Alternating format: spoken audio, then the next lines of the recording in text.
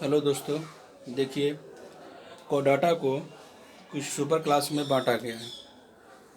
Super class में बांटा गया है तो फिर देख लेते हैं क्या क्या बांटा गया है। सुपर क्लास 1 और सुपर क्लास 2। सुपर क्लास 1 जो है उसमें पीसेज मतलब मत्स्य मतलब फिश, और सुपर क्लास 2 जो है टेट्रापोडा मतलब 4 पैर के साथ। तो टेट्रापोडा क्लास में बांटा गया है जिसमें एम्फीबिया आ जाता है, रेप्टाइल आ जाता है, मैमल आ जाता है, उसमें टेट्रापोडा। सुपर क्लास 1 मत्स्य मतलब फिश, उसमें आप देख सकते हैं लिखा हुआ है कि पेयर फिन्स, मछली सिलेंड्रिकल रचना होता है, ऐसे होता है मछली। देखिए यहाँ पर पेयर फिन्स, यहाँ फिन्स जो होगा ना पेयर होगा, सॉरी गिल्स, यहाँ पर गिल्स पेयर होता है। अगर एक है तो 2 हो गया गिल्स, ठीक है। देखिए फिर से दिखाते हैं हम आपको।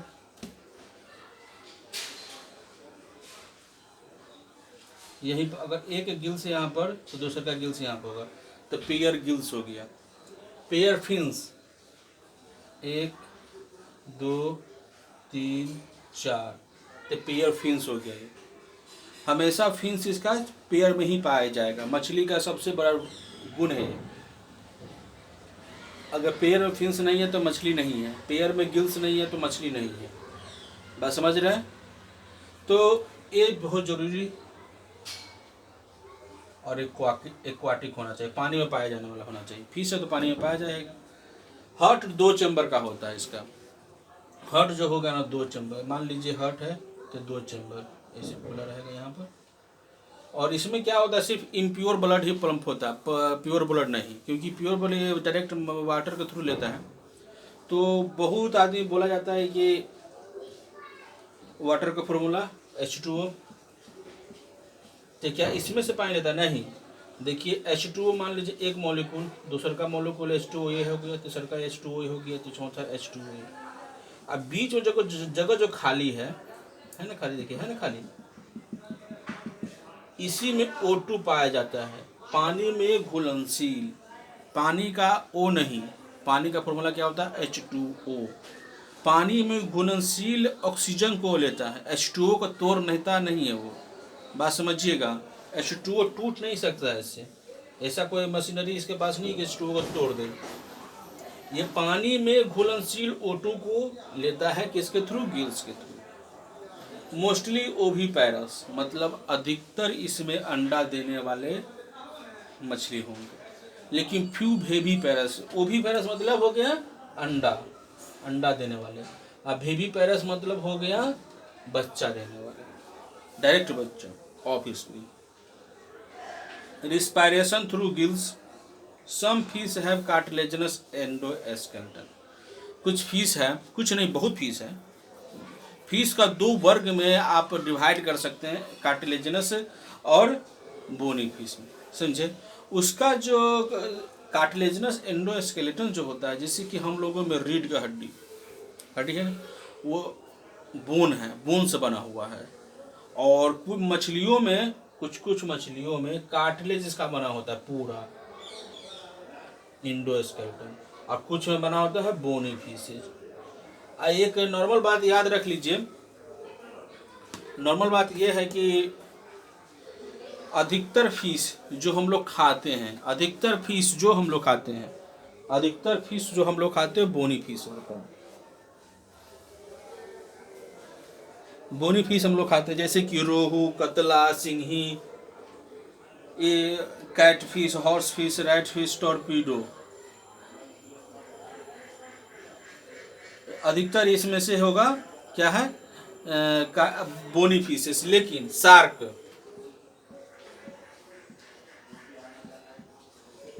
कार्टिलेजिनस है,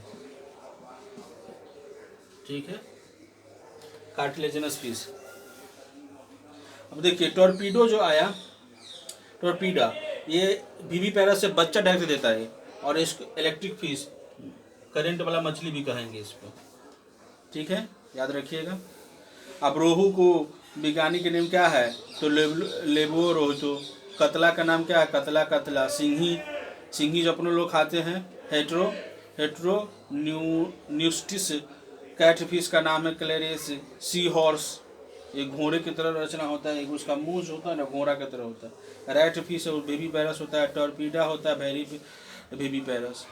सुपर क्लास 2 में हम आएंगे, तो सुपर क्लास 2 में आए तो टेट्रापोडा। 4 पैर होना जरूरी है, जैसे हम लोग का भी 4 पैर होता है, तो पैर उसको नहीं, लिम्स कहिए, लिम्स। लिम्स मतलब होता है कि जो पेक्टोरल गडल से, जो जांग से जुड़ा हुआ हो, समझे, उसको लिम्स कहते हैं।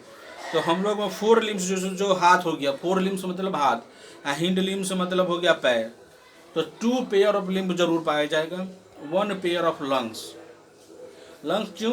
क्योंकि हम लोग मछली नहीं ना हैं, हम लोग ज़मीन पर रहते हैं, तो सांस लेने के लिए लंग्स जरूरी हो जाता है। एम्फीबिया, अभी बोले हैं आपको कुछ देर पहले कि सुपर क्लास में 3 क्लास होता है। क्लास 1 हो गया एम्फीबिया, क्लास 2 हो गया रेप्टाइल, क्लास 3 हो गया मैमल। तो क्लास 1 में आएंगे तो एम्फीबिया सबसे पहले उभयचर। उभयचर का मतलब क्या होता है? पानी में भी रहने वाला, ठीक है, और जमीन पर भी रहने वाला। तो इसका सबसे अच्छा एग्जाम्पल है फ्रॉग। लेकिन बहुत आदमी बोल देता है कि कछुआ भी तो पानी में, और तो कछुआ ये उभयचर मतलब एम्फीबिया नहीं होता, रेप्टाइल है। रेंग के, रेप्टाइल मतलब हो गया रेंग के चलने वाला, लेकिन यह तो रेंग के नहीं चलता है। एम्फीबिया मतलब पानी में और ज़मीन पर दोनों रहेगा। लेकिन एम्फीबिया का सबसे बड़ा एक चीज़ है कि हार्ट इसका 3 चैम्बर का होता है। Respiration, gills, lungs, skin, buccopharyngeals. Buccopharyngeal मतलब होता है क्या? मुंह के द्वारा, समझे, मुंह के द्वारा वो सांस लेगा। जैसे कि आप रिस्पायरेशन, गिल्स मतलब पानी में है तो गिल के साथ ले रहा है, जमीन पर है तो लंग्स के साथ ले रहा है, और किसी भींगा जगह पर, जैसे कि कोई गर्मी का मौसम आएगा, समझ ले, ठंडी के मौसम में देखिए मेढक क्या होता है, बिल में घुस जाता है वो, तो स्किन के थ्रू। अब मान लीजिए वो कादों में है तो बोको फेरेंगे, मुंह खोलेगा और सांस ले लेगा। कोल्ड ब्लडेड एनिमल होता है ये।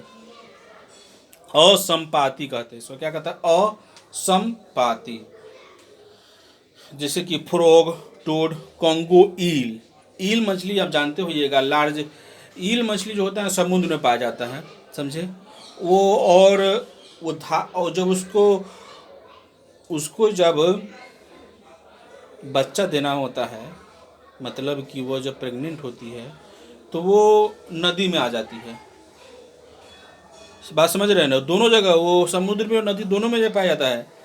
इसी कारण उसका लार्जेस्ट आरबीसी की जब ऑक्सीजन उसमें थोड़ा ज़्यादा देर जमा रहे तो लार्जेस्ट आरबीसी इसमें पाया जाता है। Tiger shark, flying frog.